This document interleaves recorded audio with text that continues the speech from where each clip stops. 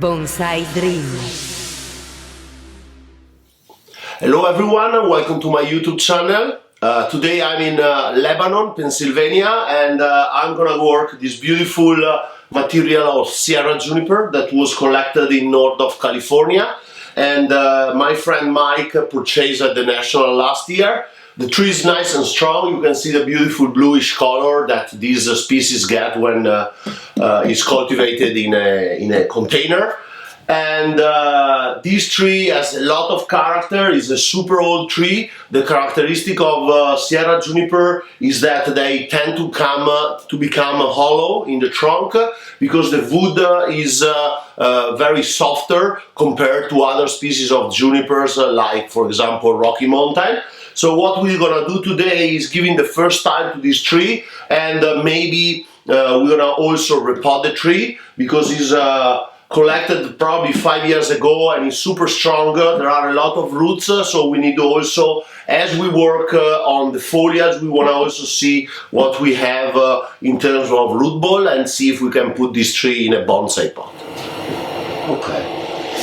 Right. What I see, Mauro, front like here, and then if we have boom, boom, boom, if we get rid of this, you have this really nice deadwood, and then you'll have this live vein, and then this will support all this. Yeah. But this is a pretty neat little deadwood feature, and maybe tip it a little bit like that. There is no way how we can maybe save that part. Well, yes, it's just all these little whips, and then long and thick. But I think, and then you have 3 crowns instead of 4.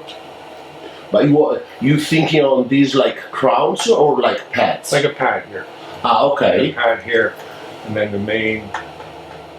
But if we check a little bit, yeah, a little bit need to lift it up because otherwise this part is too much horizontal. Right. But I think then that would sacrifice. You get rid of some of this, yeah, and then your deadwood would come down here. So you have deadwood come up to this nice little feature, and then live vein here, live vein back here. Then you'll see live vein here. Let's see if we have other options. Yeah, this is the side probably where the tree was down. Sure. And then it has the rock, and we lose all the hollow part. And it is a pity to lose this live line because if we inclinate more, okay, this could become we can just keep a couple of little stuff here to create a pad and make this like a second trunk and open the view on this deadwood, maybe just doing this. Because literally here we don't have deadwood. The good deadwood is inside here. And I eventually will remove this. I think this guy. That is the one closing the view to the beautiful hollow. Then you'll have deadwood here. I will have deadwood here. I will make this part look more conical because I keep the vein outside and I remove the vein inside, and I frame this hollow part.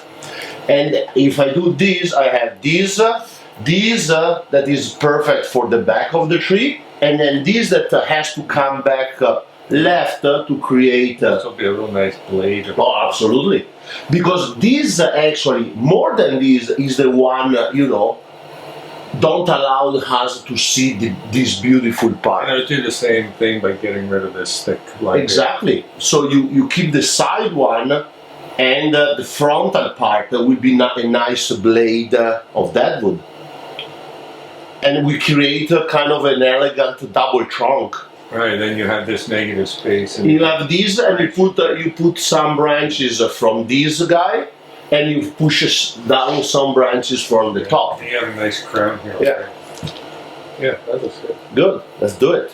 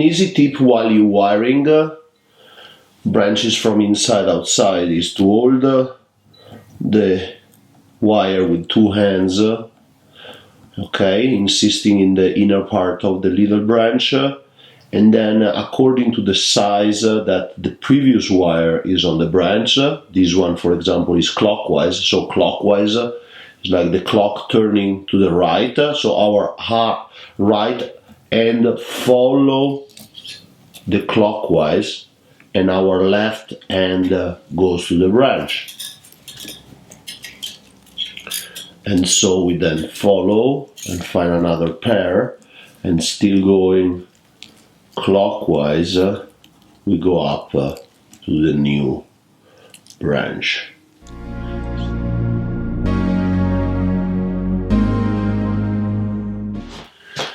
So now that the entire tree is wired, I started from the lower part and the structural wire, and work my way up, and then fine wire all the rest of the vegetation. So now we're gonna put and give an inclination to the pot to a little bit accentuate the first movement of the trunk, and a little bit lift up this part of the trunk that is still a little bit horizontal. So we give a little bit more dynamism to the upper part, and then we start shaping this lower part as a second tree. Going up, probably this will be just like a branch, and then we're gonna create the apex using this upper part and try to push down as much as we can this branch to fill the negative space created from the trunk.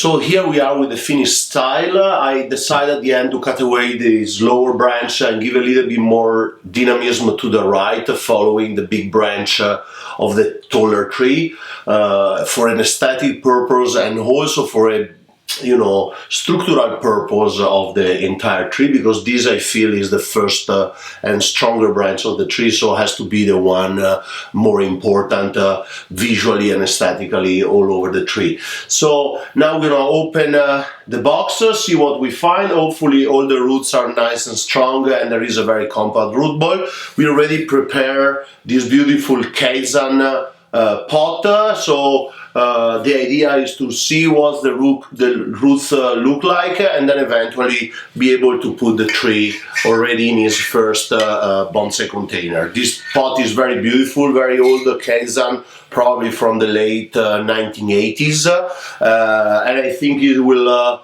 really match perfectly the character and the dynamism of the tree.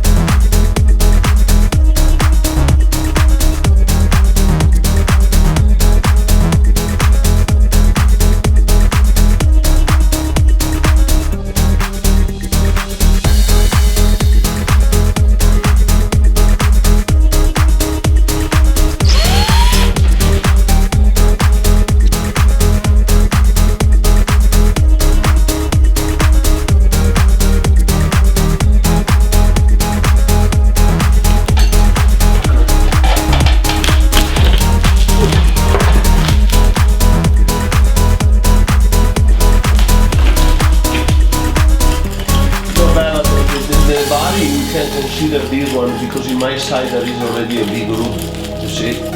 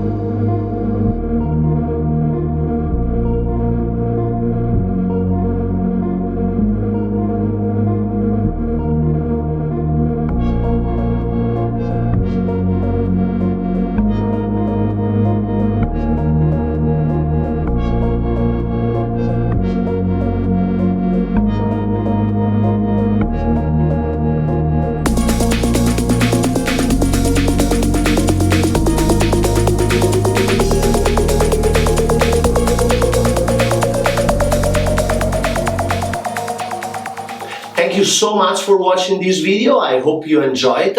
And as you could see, the wiring is one of the most important technique when we do bonsai. So if you want to get better on your wiring, you can purchase my book, and there is a complete article when I explain all the secret about this technique, and you can get your wiring better. So send me an email for more information, and thank you again. Bonsai Dream.